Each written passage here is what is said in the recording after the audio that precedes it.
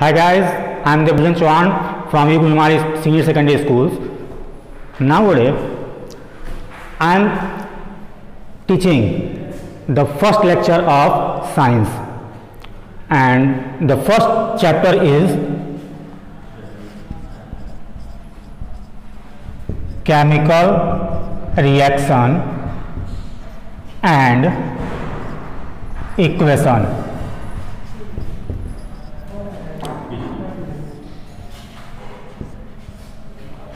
Two words are mentioned in the chapter. First, chemical reaction, and secondly, equation. तो पहले हमको ये पता करना होगा कि केमिकल रिएक्शन होता क्या है। जैसे कोई एलिमेंट ए किसी एलिमेंट बी से रिएक्शन करता है और C प्लस डी फॉर्म होता है, तो इसमें A और B दोनों ही रिएक्टेंट कहलाते हैं और दोनों के रिएक्शन करने के बाद जो हमको मिलता है उसे प्रोडक्ट कहते हैं। इस आधार पर रिएक्शन को बांटा गया है, क्लासिफाई किया गया है।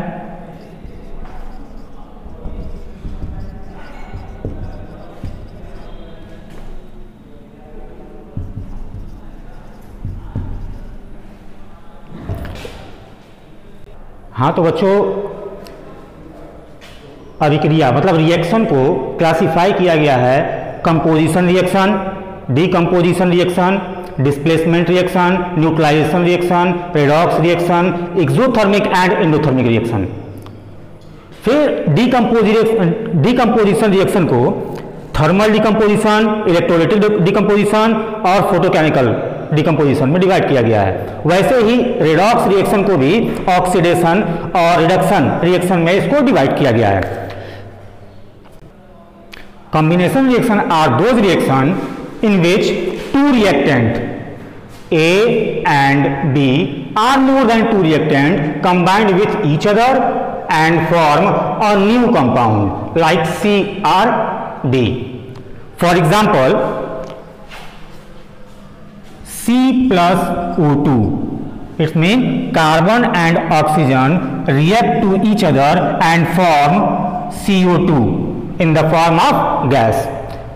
In this reaction, carbon are solid in condition, oxygen are gas in condition, whereas carbon dioxide are gaseous in the form. हाँ, तो बच्चों अब डीकंपोजिशन रिएक्शन दूसरा पॉइंट है, डीकंपोजिशन रिएक्शन। डीकंपोजिशन रिएक्शन में कोई भी एक रिएक्टेंट दो या दो से अधिक भागों में ब्रेक करता है अर्थात टूटता है। जैसे CaCO3 ये सॉलिड कंडीशन पे है और जब इसको हीट प्रोवाइड किया जाता है तो CaO प्लस CO2 मतलब कैल्शियम ऑक्साइड और कार्बन डाइऑक्साइड बाहर निकलती है। इसकी डिफिनीशन क्या होगी? फिर डिफिनीशन होगी when one reactant, one or more than one reactant या केवल एक रिएक्टेंट किसी भी माध्यम से, किसी भी इफेक्टर से, फैक्टर से दो या दो से अधिक कंपोनेंट में टूटता है तो उसे हम डीकंपोजिशन रिएक्शन कहते हैं। मतलब A अगर B और C में ब्रेक करता है तो इस प्रक्रिया को हम क्या कहते हैं? डीकंपोजिशन रिएक्शन कहते हैं। Decomposition reaction are those reaction in which one compounds are break down into two or more than two compounds. Okay, अब डिकम्पोजिशन रिएक्शन को पुनः हम 3 भागों में बांटते हैं। नंबर 1 थर्मल डिकम्पोजिशन रिएक्शन, दूसरा है इलेक्ट्रोलिटिक डिकम्पोजिशन रिएक्शन और तीसरा है फोटो केमिकल डिकम्पोजिशन रिएक्शन। पहले पॉइंट को डिस्कस किया जाए। थर्मल वाला है थर्मल डिकम्पोजिशन रिएक्शन। ऐसा कोई भी रिएक्शन जो हीट देने पर 2 या 2 से अधिक कंपाउंड में ब्रेक कर जाए उससे हम क्या कहते हैं? Thermal decomposition reaction. डेफिनेशन क्या होगी? Thermal decomposition reaction are those reaction in which 1 molecules or 1 compound break down 2 or more than 2 compounds with the help of heat. For example, CaCO3 heat gives CaO plus CO2। देखिए इसमें ये calcium carbonate solid condition पे है। जब इसको heat provide की जाती है तो कैल्शियम ऑक्साइड सॉलिड और कार्बन डाइऑक्साइड गैस के रूप में ये बाहर निकल जाता है और ये पाउडर के रूप में वहां पर उपस्थित रहता है। उसी तरह अब सेकंड पॉइंट को देखा जाए। सेकंड पॉइंट है इलेक्ट्रोलिटिक डिकम्पोजिशन रिएक्शन। नाम से क्लियर है इलेक्ट्रोलिटिक। मैंने बताया था पिछली क्लासों में कि जहां लिटिक लग जाए इसका मतलब वो होता है ब्रेक करना।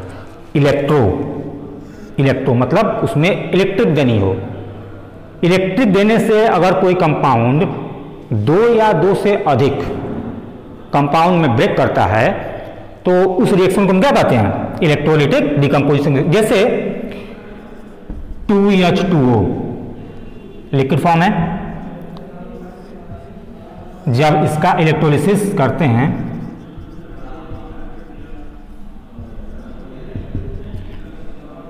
तो क्या देगा? हाइड्रोजन गैस रिलीज करेगा और प्लस ऑक्सीजन गैस रिलीज करेगा। दोनों सेपरेटली इसको रिलीज करेगा। इसका प्रैक्टिकल भी आप लोगों को कुछ करना है या करके दिखाया जाएगा क्लास में। फिर से डेफिनेशन बताया जा रहा है electrolytic decomposition reaction are those reaction in which any compound element are break down into 2 or more than 2 of element with the help of electrolysis or electric. And now a third point, photochemical decomposition reaction।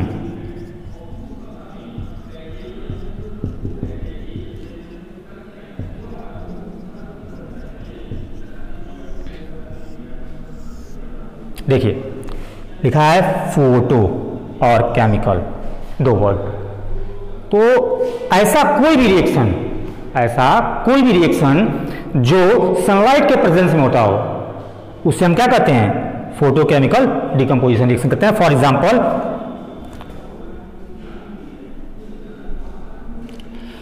HCl है, sunlight में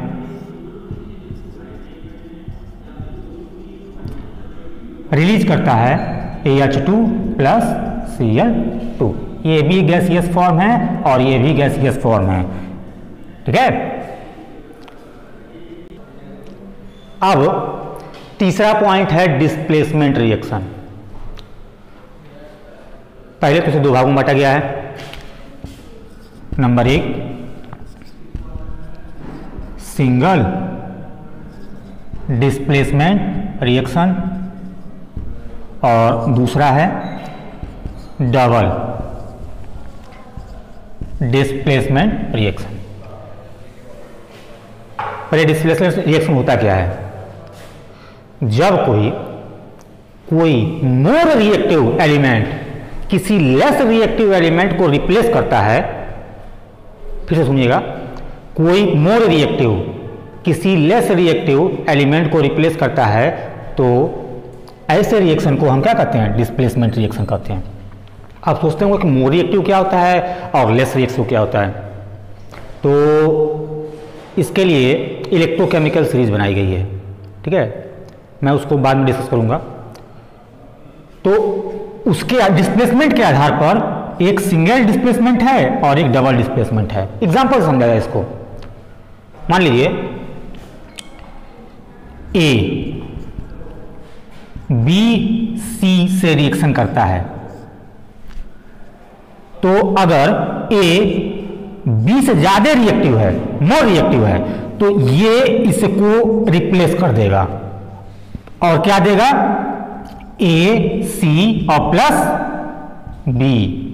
देखिए ध्यान से, ए ने B को replace कर दिया, ठीक है, वो गया बाहर और मेन प्रोडक्ट क्या मिला आपको? एसी मिला। एग्जांपल समझते हैं, जैसे Fe है और CuSO4 है,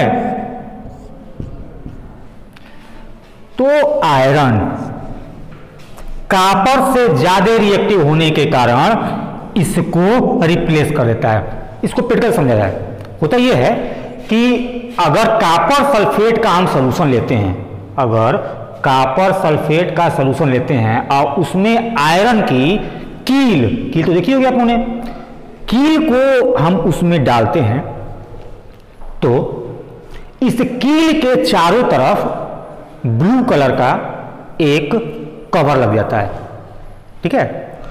और क्यों लगता है? क्योंकि ये चेंज हो जाता है FeSO4 मतलब फेरिक सल्फेट में और प्लस कॉपर। ये कॉपर जो निकल रहा है यह उस कील के ऊपर डिस्प्लेस हो जाता है। फिर डबल डिस्प्लेसमेंट, दूसरा आता है डबल डिस्प्लेसमेंट। जैसे कोई रिएक्शन ले लिया जाए, ए बी और सी डी से रिएक्शन कर रहा है किसी फॉर्म में हो, तो अब इसकी रिएक्टिविटी इसमें देखी जाती है कि कौन मोर रिएक्टिव है। अगर सी से ए मोर रिएक्टिव है तो ये इसको और ये इसको, सॉरी, ए सी को रिप्लेस कर देगा, तो क्या देगा? ए डी और प्लस बी सी, दो अलग अलग प्रोडक्ट, मतलब देखिए एक दूसरे को उन्होंने रिप्लेस कर दिया। तो ऐसे रिएक्शन को क्या कहा जाता है? डबल डिस्प्लेसमेंट रिएक्शन बोला जाता है। समझ में आया? डबल डिस्प्लेसमेंट रिएक्शन क्या होता है? दो तरह का, सिंगल डिस्प्लेसमेंट रिएक्शन और double displacement reaction. Single displacement में क्या किया जाता है? कोई मोर रिएक्टिव एलिमेंट किसी लेस रिएक्टिव एलिमेंट को रिप्लेस कर देता है। सेम वही दूसरे में भी होता है डबल डिस्प्लेसमेंट में, बट ये दोनों एलिमेंट, कोई दो एलिमेंट किसी दो एलिमेंट को अलग अलग डिस्प्लेस करते हैं। ओके, हाँ बच्चों, अब यहां चौथा पॉइंट आता है न्यूट्रलाइजेशन रिएक्शन। न्यूट्रलाइजेशन रिएक्शन पिछली कक्षा में आपने इसके बारे में पढ़ा है। क्या होता है? जब कोई एसिडिक कंपाउंड जैसे HCl किसी बेस मतलब NaOH से रिएक्शन करता है तो क्या देता है? साल्ट। क्या देगा? NaCl और प्लस वाटर। न्यूट्रलाइजेशन रिएक्शन में हमेशा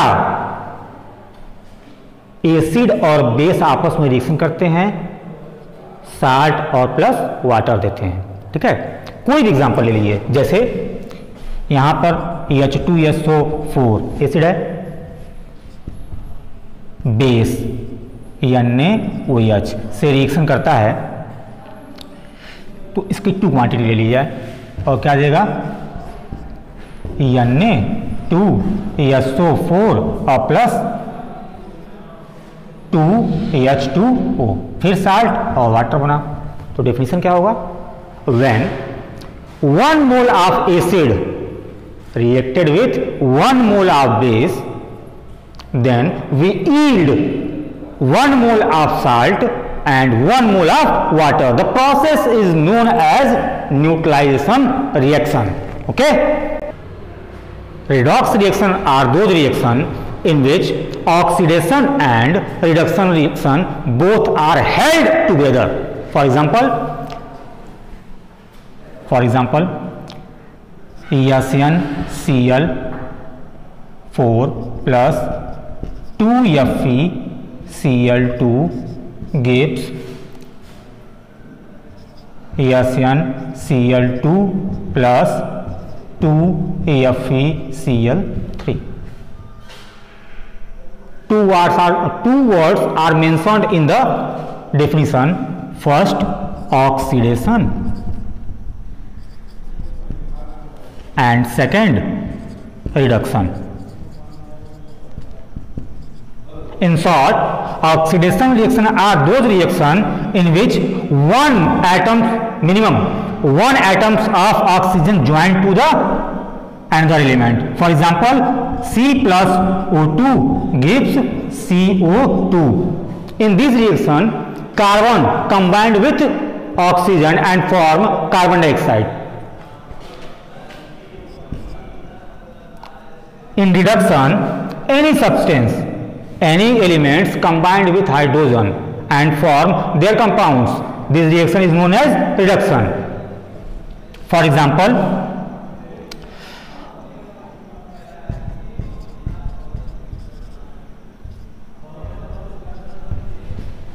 ओके हाँ, तो लास्ट में क्या आता है, exothermic and endothermic reaction. Exo मतलब बाहर, इंडो मतलब अंदर की तरफ। इसका मतलब ये हुआ, और थर्मिक का मतलब पहले बताया था, मतलब हीट। ऐसे रिएक्शन जिसमें हीट इन्वॉल्व या इवॉल्व होती है उसे हम क्या कहते हैं, एक्जोथर्मिक और इंडोथर्मिक रिएक्शन कहते हैं। ठीक है, 2 तरह के रिएक्शन अलग है, इसको बता दिया जाए। Exothermic reaction and endothermic reaction. Exothermic पहले समझ रहा है। मान लीजिए कोई A प्लस B रिएक्टेंट है और C प्रोडक्ट देता है, तो और प्लस उसके साथ हीट प्रोवाइड होती है, तो ऐसे रिएक्शन क्या कहते हैं, एक्जोथर्मिक रिएक्शन कहते हैं। फिर से सुनिए, जब रिएक्टेंट आपस में रिएक्शन करके कोई न्यू प्रोडक्ट दें और साथ में हीट प्रोवाइड करें, उसे हम क्या कहते हैं, एक्जोथर्मिक रिएक्शन कहते हैं। वैसे ही इंडोथर्मिक रिएक्शन ऐसे रिएक्शन को कहते हैं जिसमें किसी रिएक्टेंट को रिएक्ट करने के लिए उसमें हीट प्रोवाइड करनी पड़ती है, तब उसमें नया प्रोडक्ट मिलता है। फिर से डेफिनेशन सुन लीजिए, exothermic reaction are those reaction which are evolve, ध्यान सुनिएगा, evolve the heat, whereas endothermic reaction are those reaction in which involve the heat। हाँ तो बच्चों, आज मैंने टाइप्स ऑफ केमिकल रिएक्शन के बारे में बताया। 6 तरह के रिएक्शन मैंने बताए हैं, उसको आप दोबारा पढ़िएगा, बुक्स स्टडी कीजिएगा, डिफरेंट टाइप की बुक्स, ये अलग अलग राइटरों की किताब पढ़िए। कोई समस्या होगी हमसे संपर्क करिएगा, कॉन्टेक्ट नंबर है, इस पर आप मैसेज भी कर सकते हैं यूट्यूब के थ्रू, मैसेज कर सकते हैं, उसमें कमेंट कर सकते हैं, बता सकते हैं कि आपको ये प्रॉब्लम है, उसका डिस्कशन मैं दूंगा। उसके बाद आपको अगर ये वीडियो अच्छा लगे, आपको पढ़ाया हुआ अच्छा लगे कि मुझे समझ में आया, तो इसे लाइक करिए, सब्सक्राइब करिए। Thank you.